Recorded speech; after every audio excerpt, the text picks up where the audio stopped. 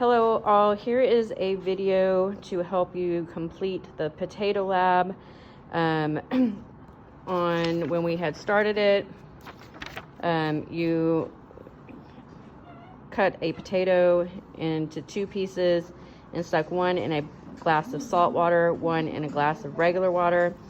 Here's the information that will be completed on day 2 on your printout.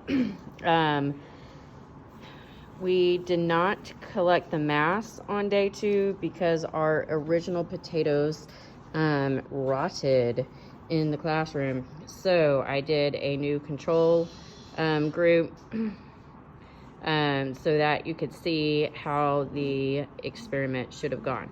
All right, so under texture, for the potato that was in the regular water, it's very hard and smooth.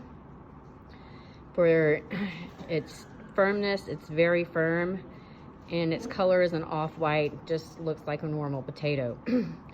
For the salt water, it's very slimy and mushy. It's extremely flexible, and it's brownish.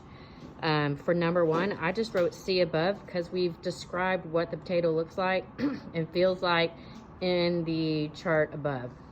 So number 2 says, what does the bend tell you about the turgor pressure inside the potato cells? So for the one in the water, the turgor pressure was high in the plain potato.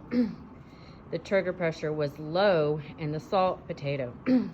Because if you remember, turgor pressure is the plant's ability to draw in water into all the cells, which then mixed with a hormone or a chemical inside of the cell to help these cells stay rigid. Therefore, the plant is able to stand upright.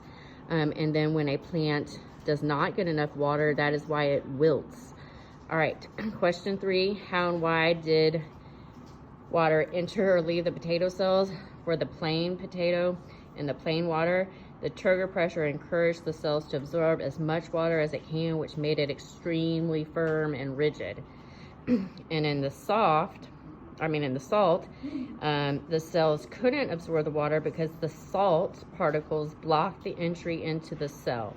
Okay, so now I'm going to show you the potato and what it looked like when you took it out of the water. Okay, so this is the potato that was in the plain water. It's very firm. I can barely move it at all. It's very hard. Okay, it's very smooth. But if I take out the one that's been in the salt water, okay, it's turned a yucky brown color because all of the cells inside it are dying because it can't absorb the water because the salt is blocking it. It's very flexible. You see I can bend it, right? And it's very slimy and mushy, okay? So that is the information that you needed to post into your lab sheet. And this completed lab sheet should be glued in your notebook on page 47. Thank you. Thanks.